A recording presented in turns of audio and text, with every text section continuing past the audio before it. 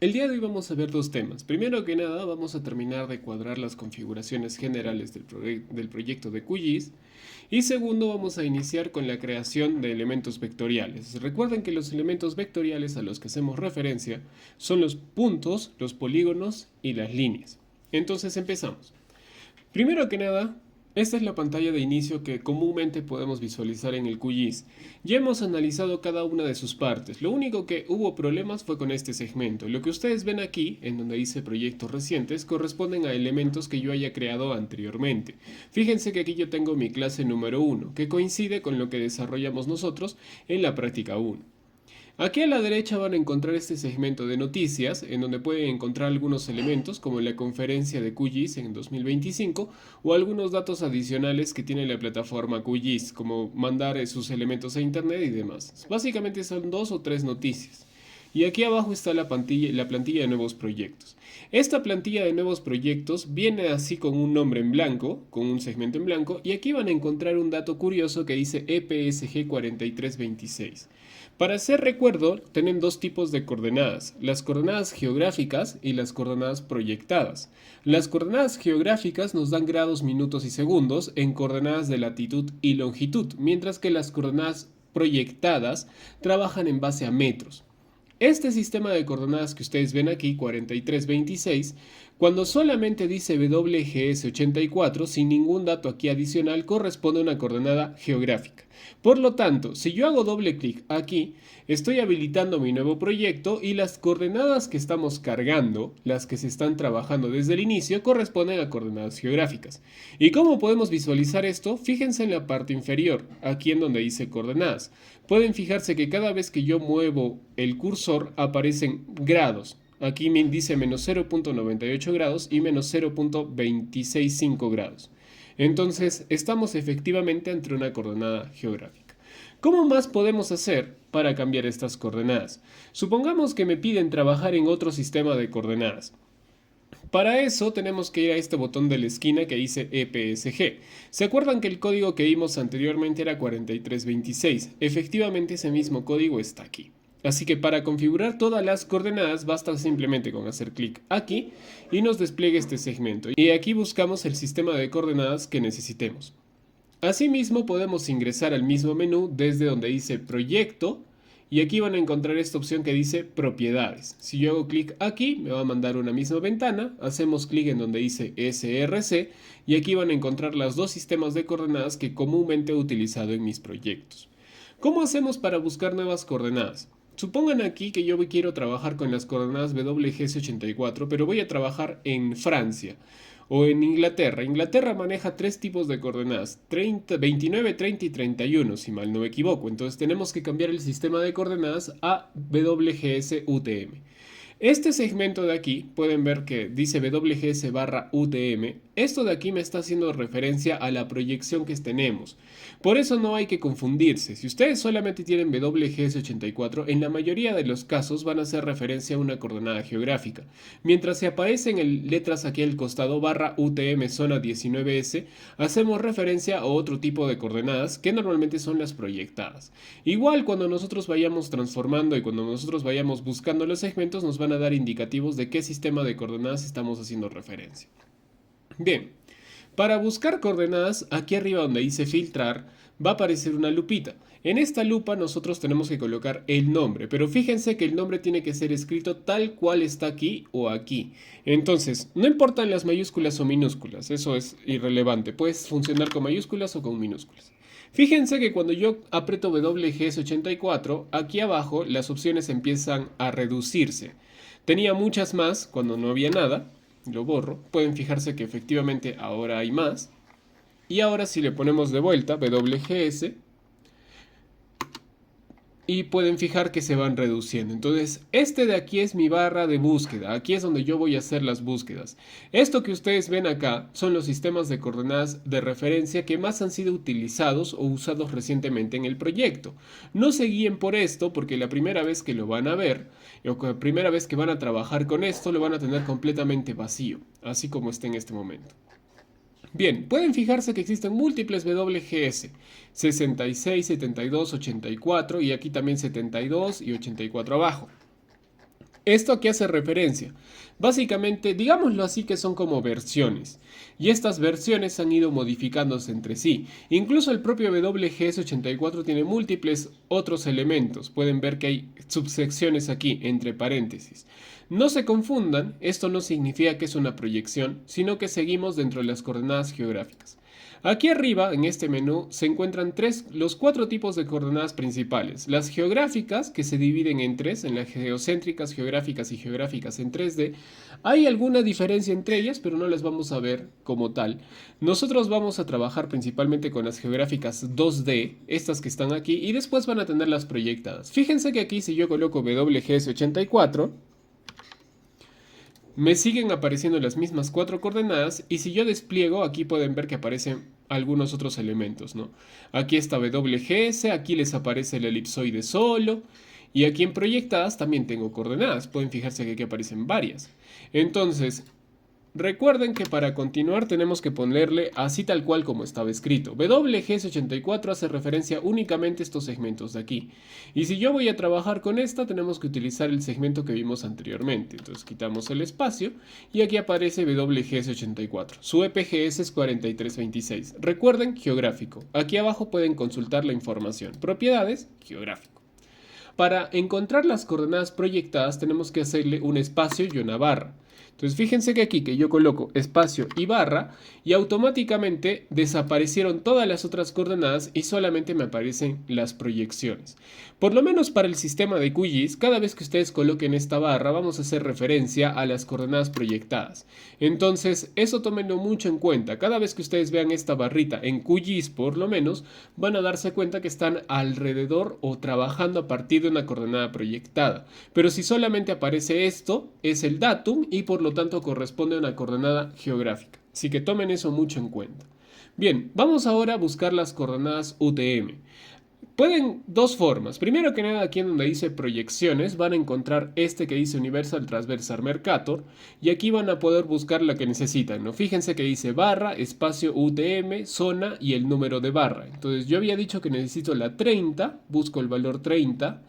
Aquí van a aparecer dos, norte y sur. Recuerden que norte es a partir del Ecuador para arriba y sur es del Ecuador para abajo. Así que como Inglaterra está sobre el Ecuador, colocamos esto y efectivamente aquí quedaría. Una vez que la busco, simplemente hago doble clic y que se marque en azul y le damos a aplicar. El código de esta coordenada es 43630 y al momento en el que yo le dé a aplicar, el mismo número debe aparecer en la esquina inferior. Vamos a hacer la misma búsqueda, pero desde el segmento de aquí arriba. Supongamos que no sé exactamente dónde está esto. O sea, lo perdí. ¿Cómo lo hacemos? O me confundí metiéndole transversal Mercator, porque también hay otros elementos que también utilizan la proyección de Mercator. Entonces, para eso, aquí arriba tenemos que escribir UTM. Fíjense que al escribir UTM, todas las otras opciones han desaparecido y solamente me está quedando esta. Lo que seguía de esto era colocarle zona. Colocamos zona y aquí van a aparecer todos los segmentos. Si yo sé que esta es la zona 30, entonces puedo escribir 30 y fíjense que todo se va reduciendo. Entonces esta barra de búsqueda me va a permitir mejorar mis búsquedas y tener más, digamos, menos tiempo al momento de trabajar, pero con la condición de que ustedes conozcan cuál es el sistema de coordenadas y cuál es la zona que están buscando en específico.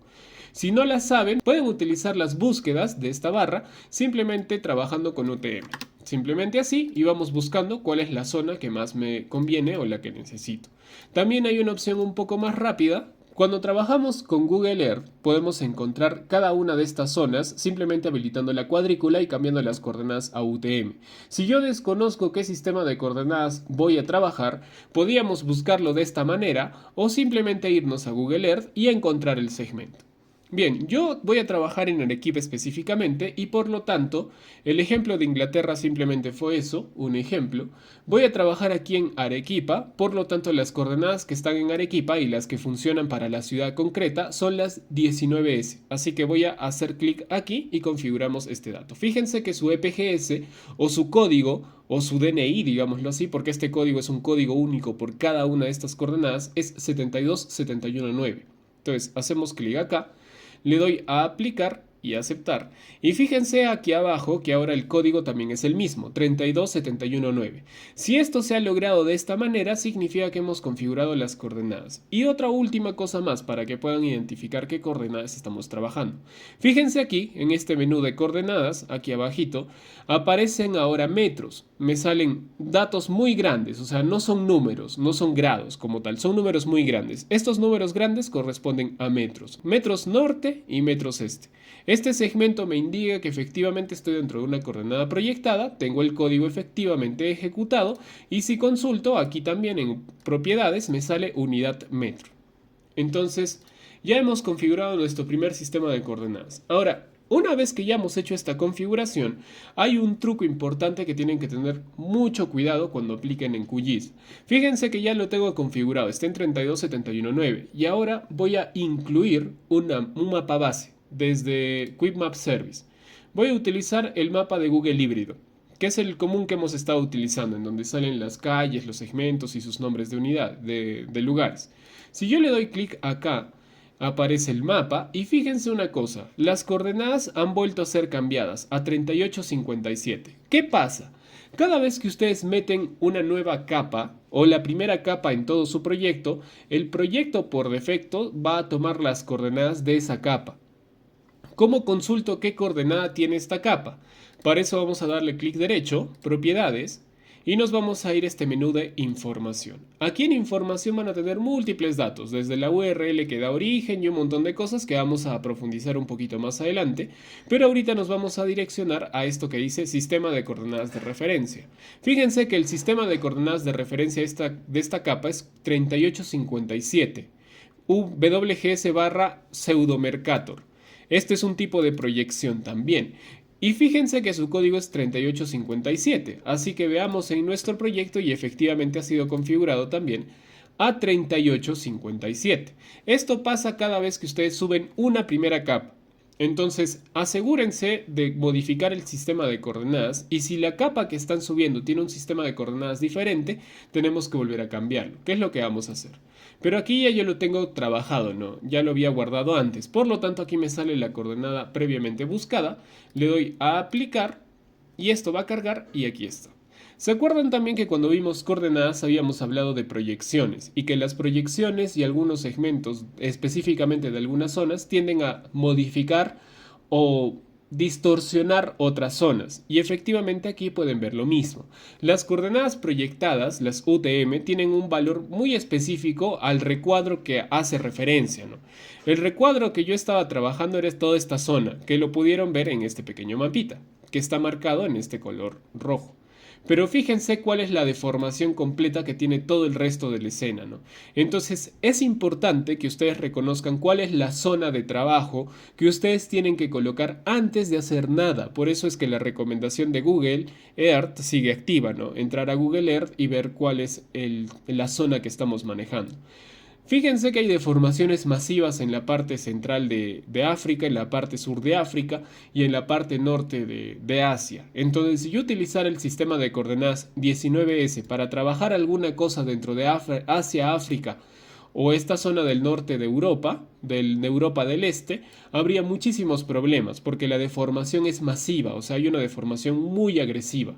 Así que tengan mucho cuidado cuando trabajen con las coordenadas proyectadas. Recuerden que de acuerdo a la zona tienen que encontrar la zona específica. Bien, ya con esto hemos terminado nuestra primera parte de la configuración de proyecto. Aquí sale este error por un poco en mi internet, no está muy rápido hoy día. Pero vamos a continuar. ¿Qué nos toca ahora? Lo que vamos a hacer el día de hoy es trabajar a partir de la creación de elementos vectoriales y vamos a hacer rápidamente algunas ediciones para cambiarles color, para cambiarles elemento y vamos a hacer una pequeña introducción a lo que son las tablas de atributo porque es imposible hablar de las entidades geográficas sin hablar indirecta o directamente de las tablas de atributos. Así que para esto me voy a ubicar dentro de alguna ciudad de aquí de Sudamérica. En este caso yo me voy a ubicar dentro de la ciudad de Arequipa, que está aquí. Y me voy a ir a la Universidad de Trabajo, que es la Universidad Católica de Santa María. Aquí está. La Universidad Católica Santa María es esta que ustedes ven aquí, no es tan grande y tiene una serie de elementos, varios pabellones, algunos elementos que se pueden graficar en formato de punto y elementos que también podemos trabajar como líneas de transectos o caminos. Entonces vamos a empezar a cartografiar cada una de estas cosas. Primero que nada, vamos a empezar con el elemento de puntos. Para crear puntos, vamos a dirigirnos a la barra de edición, que es esta barra que estoy colocando ahorita a la mitad de la pantalla. Dentro de esta barra ustedes van a encontrar esta V con una flechita al costado. Esta V nos va a indicar que aquí es donde nosotros vamos a crear nuestros nuevos shape y elementos vectoriales. Entonces voy a volver a regresar a su origen y vamos a darle un clic.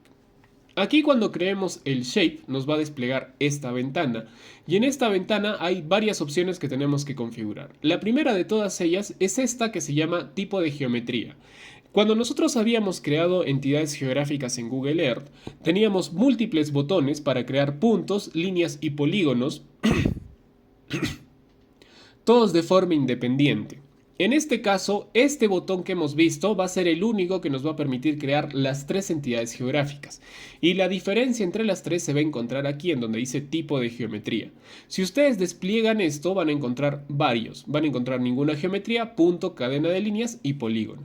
Y cuando habíamos hablado en Google Earth habíamos hablado de tres, puntos, cadenas de líneas, polígonos. En este caso nos agregan dos, ninguna geometría y el segmento de multipunto.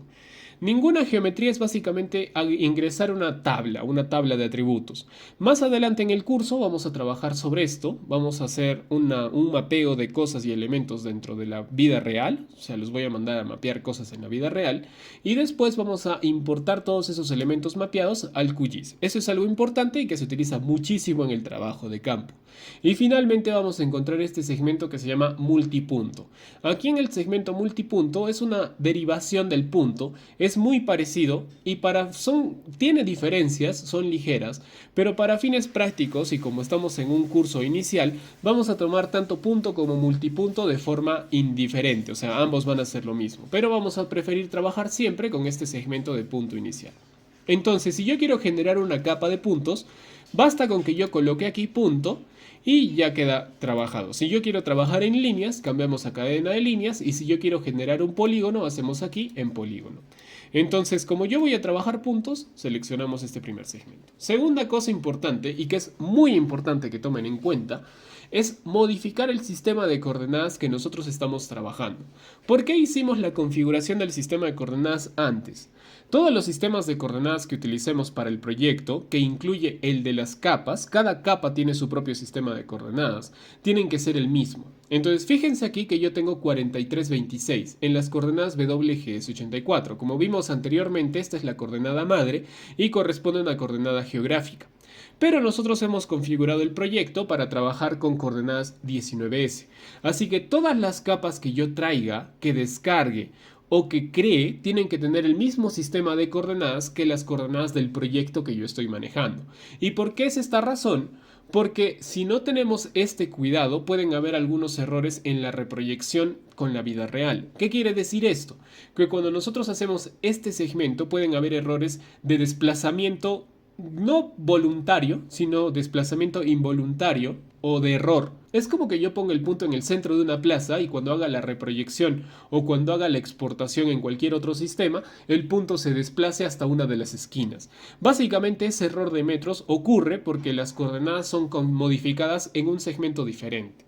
Entonces, en mi caso, como yo estoy trabajando con 32.71.9, tenemos que hacer ese mismo cambio en las coordenadas de esta capa. Y aquí van a encontrar los dos segmentos. Por un lado, si es que ya lo han hecho anteriormente, pueden desplegar aquí y aquí van a encontrar dos segmentos. Este que dice Project CSR son las coordenadas que hemos modificado del proyecto de QGIS. Fíjense que en este momento me sale zona 19S, pero no siempre va a salir. Si es que no les aparecen las coordenadas en las que quieren trabajar, pueden hacer clic en este mundito y les va a aparecer el mismo buscador que hemos visto anteriormente. Así que simplemente seleccionan la coordenada y le dan a aceptar. Y aquí queda configurado. Entonces ya está, hemos configurado el sistema de coordenadas que es importante y fíjense que sean iguales. Fíjense que ahí dice 32.71.9 y aquí también debe decir lo mismo. Y también hemos configurado el tipo de geometría en formato de punto. ¿Qué más nos toca hacer ahora? Vamos a cambiar el nombre del archivo. Para cambiar el nombre del archivo tienen dos formas. Simplemente colocarle un nombre aquí. Si nosotros hacemos esto, esto se va a guardar por defecto en la carpeta de trabajo de QGIS que normalmente se encuentra en el disco C. Y pues un poco complicado porque a veces se pierde la carpeta, es un poco difícil ubicarla y pierden la geometría que están trabajando. Y por eso, ante esa razón, vamos a utilizar estos tres puntitos que ven aquí. Cada vez que ustedes vean estos tres puntos nos van a hacer referencia a un buscador. Fíjense que yo he hecho clic y me apertura un trabajo aquí. Entonces, en este segmento yo voy a buscar en SIG, en clase SIG, que es una carpeta que hemos creado previamente, y voy a crear una nueva carpeta que se llama tercera clase. Y aquí dentro de tercera clase, dentro de este segmento, yo voy a crear mi primera capa. Vamos a colocarle aquí donde dice nombre de archivo, monumentos. Y una vez que ya hemos terminado eso, le voy a dar a guardar. Entonces, fíjense que cuando yo le doy a guardar, me va a aparecer todo este segmento. Esto es una ruta de guardado. Si yo copiara esto, así tal cual como está, y lo pusiera en un buscador, voy a ir a este documento. Por el momento no va a aparecer nada, porque el documento no existe como tal. Pero esta ruta más adelante la vamos a consultar cuando creemos la capa como tal. Y ya está. Con todo esto ya tenemos todo configurado, y si yo le doy a aceptar, va a aparecer mi primera capa. Sin embargo, vamos a hablar un poquito más sobre las tablas de atributos. Las tablas de atributos, por decirlo así, es información que está anexa a las geometrías. Es como que, por ejemplo, yo haga un punto o cada árbol de un parque, le mida su altura, mida sus coordenadas y dibuje los árboles, pero guardando la información de sus alturas.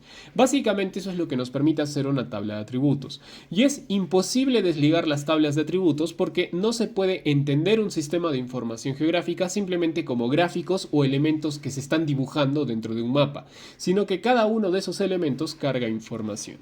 Para empezar a crear las tablas de atributos, desde este segmento vamos a encontrar aquí en donde dice nuevo campo. Aquí en nuevo campo va a aparecer nombre, tipo y longitud. Aquí vamos a empezar a colocarle en el campo de nombre vamos a colocar denominación.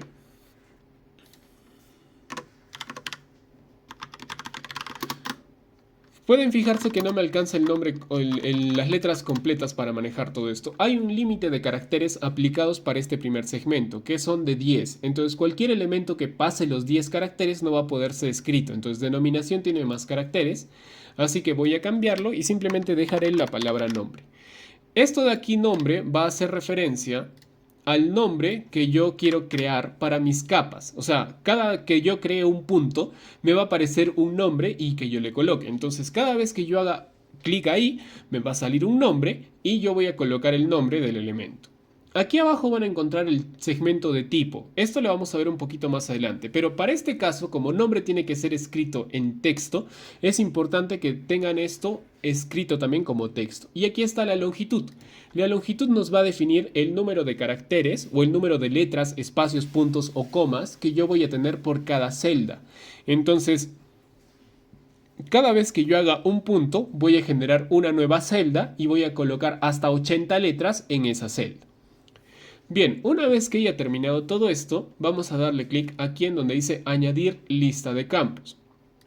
Y una vez hecho eso, debe estar aquí abajo. Fíjense que aquí me sale con algunos elementos. Dice nombre, tipo y longitud, lo mismo que salía acá, pero hay algunos nombres diferentes. Esto lo vamos a ver en un ratito, ahora que les explico los tipos que vamos a ver, los tipos de dato, y las longitudes son lo que hemos creado. Bien. Vamos a generar otro segundo valor y el segundo valor va a ser altura. Entonces, al colocar el dato de altura, altura no se puede trabajar en texto. Tenemos que trabajarlo sí o sí en números.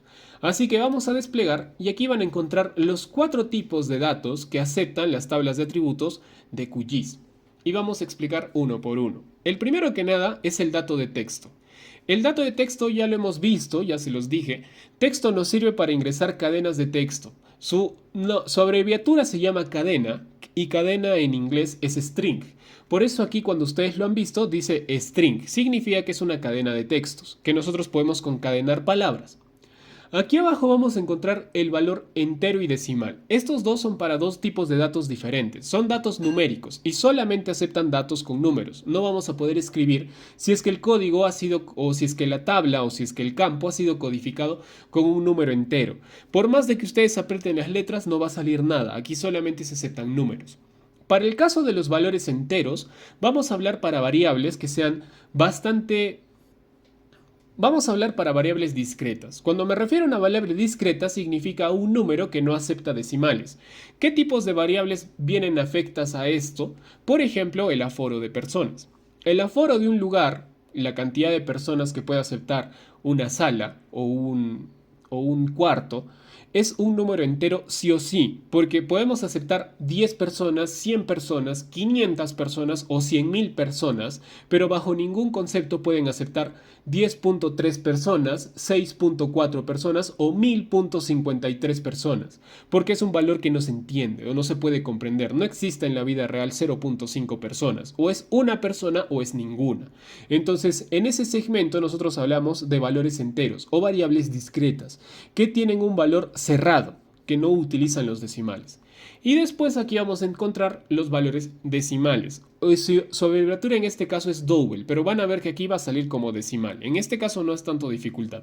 Pero si por algún momento de su vida llegan a trabajar con ARGIS, ARGIS sí utiliza el tipo de codificación double. ¿Por qué double? Porque tiene una parte doble, no tienen la parte entera y la parte decimal. Entonces por eso tiene ese nombre. Bien, para el caso de decimales, las variables que se trabajan aquí son las variables que se llaman variables continuas, en donde los decimales son importantes. ¿Qué tipo de variables se aplican para esto? La altura. Por ejemplo, no es lo mismo que una persona mida 1.10 metros como que mida 1.75 metros. La altura es diferente, pueden darse cuenta quién es más alto y quién es más chato a partir de estos decimales que nosotros vemos aquí. Así que esto es importante, el decimal aplica. ¿Para qué otras variables son importantes los valores decimales? Para valores como temperatura, en donde por ejemplo 1.03 grados es diferente a 1.95 grados. Los decimales juegan mucha importancia. Se va consiguiendo con la práctica, con las características de las variables y las cosas que nosotros vamos viendo. Pero, como nosotros vamos a crear un campo que se llama altura, vamos a terminar de definirlo por decimal, porque como vieron, las decimales en las alturas son importantes. Y por último vamos a encontrar este campo que se llama fecha. Fecha no lo vamos a utilizar mucho, pero básicamente nos va a permitir trabajar el campo en base a día, mes y año. Entonces, si por ejemplo yo quisiera saber cuándo fueron tomados estos datos, tendría que codificar un campo que tenga el tipo fecha, en donde yo coloque el día, mes y año del momento en el que se hizo el muestreo, y podemos ir actualizando esta base de datos constantemente. Bien, entonces aquí en donde dice decimal, vamos a colocar decimal doble y vamos a darle clic aquí. En el caso de decimal se despliegan dos tipos, longitud y precisión, y es el único elemento que nos permite trabajar esto de aquí. Fecha también lo hace, pero no lo vamos a ver el día de hoy. Entonces, en este caso nosotros tenemos longitud que va a ser 20, significa que yo puedo aceptar 20 caracteres, o sea 20 números, incluyendo los números decimales, y aquí van a encontrar lo que dice precisión. En el caso de precisión, ustedes van a encontrar los números decimales únicamente. Entonces, ¿qué quiere decir esto? Que mi longitud sale de 20, pero de estos 20 números, 6 de ellos van a ser números decimales. O sea, voy a tener un número con 6 decimales al costado derecho. Como 6 decimales es mucho, yo voy a resumir esto a 3 decimales y le voy a dar a añadir campo. Fíjense aquí que el tipo sale real. Real es para números decimales. Y aquí van a encontrar un nuevo campo que dice id integer. Integer es el nombre de inglés de entero. Y esto de aquí va a ser un código que nosotros vamos a ir colocando cada vez que creemos una geometría. Creamos una geometría, le vamos a asignar el código 0, la segunda código 1, la segunda código 3 y así en adelante. Entonces, integer sirve para eso, para asignar un código en específico. Y esto de aquí viene creado por defecto. Si ustedes quisieran o han creado mal alguno de estos antes de darle a aceptar y se han dado cuenta a partir del tipo de dato que han creado, pueden utilizar este menú que dice eliminar campo para borrarlos. Entonces fíjense que si yo le doy aquí, desaparece del segmento. Voy a borrar ID de momento porque no lo vamos a utilizar y me voy a quedar solamente con nombre y altura. Y ya está. Si es que me equivoqué en crear alguno, por ejemplo me equivoqué en codificar altura, que no era real o no era string o le coloqué otra cosa y tenía que ser string, pueden eliminarlo y volver a crear siguiendo el mismo procedimiento que hemos visto hasta ahorita, colocándole el nombre, identificando el tipo de dato y modificando la longitud o precisión en caso de decimales. Y ya está. Entonces, una vez hecho eso, fíjense que ya está configurado todo, le voy a dar a aceptar y aquí está. Entonces sale mi primera capa, que es un punto de color naranja que dice monumentos. Fíjense que aquí los puntos, este punto me está haciendo referencia a que esta es una capa de tipo punto, por eso sale un punto. No hay un color definido, a mí me ha salido en color naranja, si ustedes me están siguiendo puede salirles en color rojo, morado, azul, cualquier color, no importa, no significa que han hecho algo mal, simplemente es porque la capa se carga por defecto y escoge un color random de toda la escala de colores que tiene para seleccionar. Y ya está. Entonces tenemos esto de aquí. Ahora vamos a empezar a crear elementos. Para crear elementos vamos a utilizar este lápiz que ustedes ven aquí, que se llama conmutar edición. Y podemos acceder de dos maneras. Primero que nada hacer clic derecho aquí y darle a conmutar edición. Hacemos un clic y nos va a habilitar una capa, esta barra que ven aquí. Voy a bajarla al centro. Pueden ver esta barra de aquí, se va a habilitar.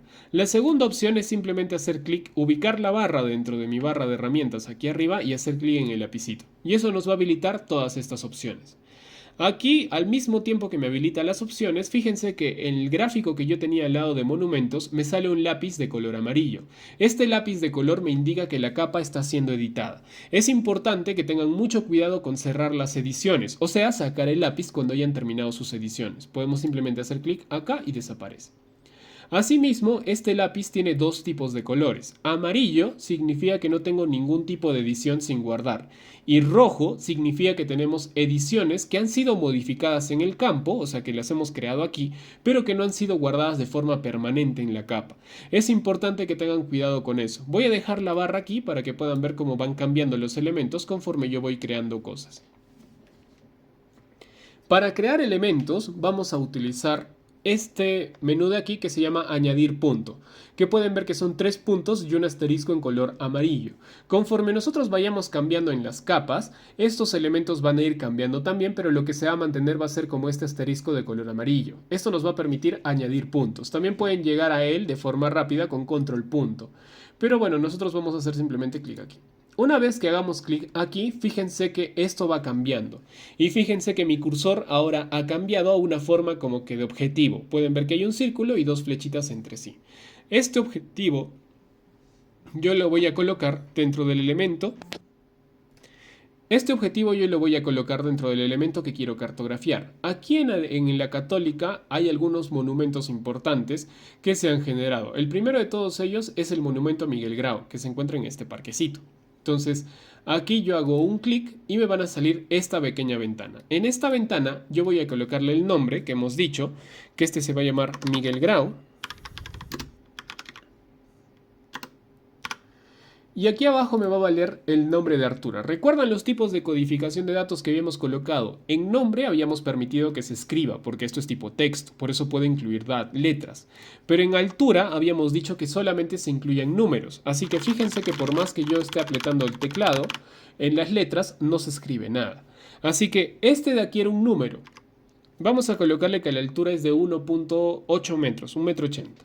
Entonces, aquí me sale la parte normal, ¿no? Esta es la parte real. Puedo colocarle un punto y colocar 1.8. Esto de aquí está haciendo referencia a que estamos trabajando en un número decimal.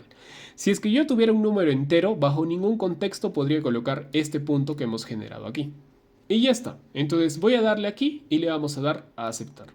Y pueden fijarse, voy a deshabilitar el punto de atrás, que ahora tengo un primer punto que está ubicado justo dentro de donde antes hice clic. Asimismo, como el punto está bien creado, pueden fijarse que el lápiz ahora está en un color naranja y que también me ha activado este como que disquete. Antes de que yo aplique el disquete, este dato yo lo puedo modificar haciendo control Z. Fíjense que están las flechitas. Si yo hago la flechita para atrás, el punto desaparece y la flechita para adelante vuelve a aparecer. Esto se puede hacer con cambios que no han sido guardados de forma permanente. Para volver un cambio permanente basta con hacer clic en el disquete. Yo hago clic acá, fíjense que las flechitas de derecha e izquierda han desaparecido y el cambio ahora es permanente. Si por alguna razón se equivocaron y lo volvieron permanente y lo quieren borrar, pueden utilizar el menú de selección que vimos clases pasadas, utilizando cualquiera de las herramientas de selección, seleccionar su punto y pueden ver que activamos este segmento que dice borrar lo seleccionado. Simplemente le dan clic a borrar, les va a salir borrar objeto y le dan a borrar. O también pueden utilizar desde el teclado la tecla suprimir y también les sale el mismo elemento que dice borrar. Entonces, como yo no lo quiero borrar, simplemente voy a cancelar la selección y ya está. Entonces, aquí han creado su primer punto.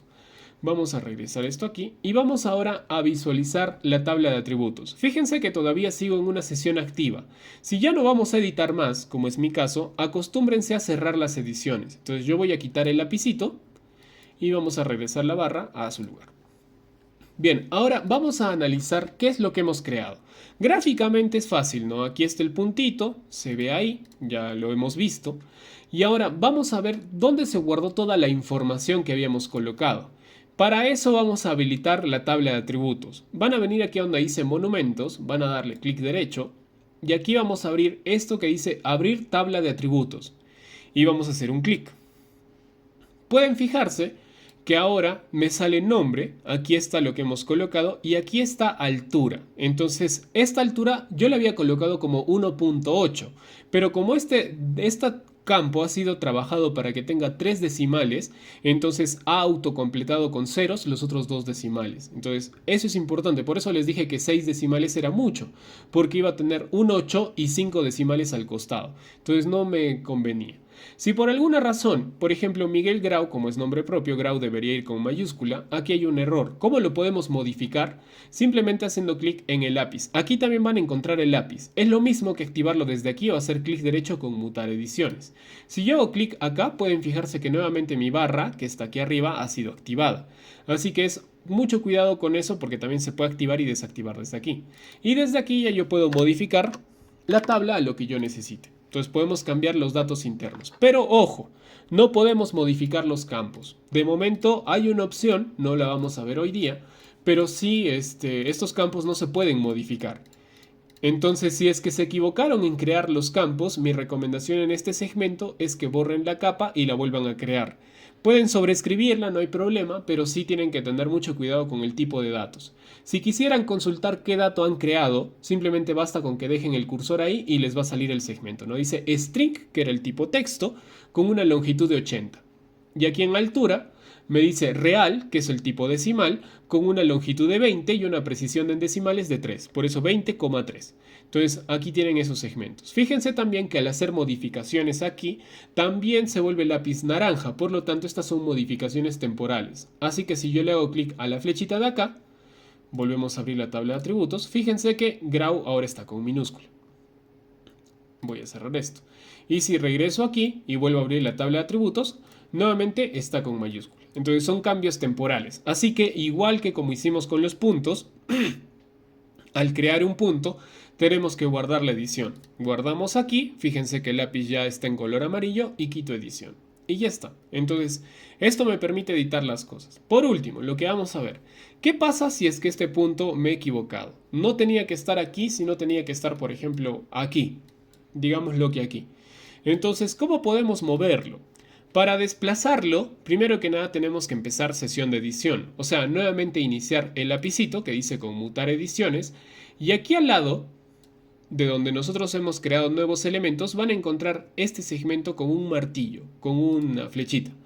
Esto de acá me va a permitir mover los vértices, o sea, mover los puntos. Vértices para cada punto van a ser las esquinas. Como puntos solamente funciona con una sola esquina, o sea, solamente hay un elemento, básicamente me va a permitir mover el punto. Pero van a ver que en líneas y en polígonos este segmento es un poco más complicado y un poco más particular. Entonces, aquí en donde dice el martillo vamos a hacer un solo clic, va a quedarse marcado en color gris y fíjense que mi cursor ha vuelto a cambiar y ahora es una cruceta. Vamos a desactivar esto para que lo puedan ver. Entonces, aquí está una cruceta. Vamos a colocar el centro de la cruceta aquí, van a hacer un solo clic y eso va a generar una X en el centro. Esto me va a permitir mover el punto hacia donde yo quiera.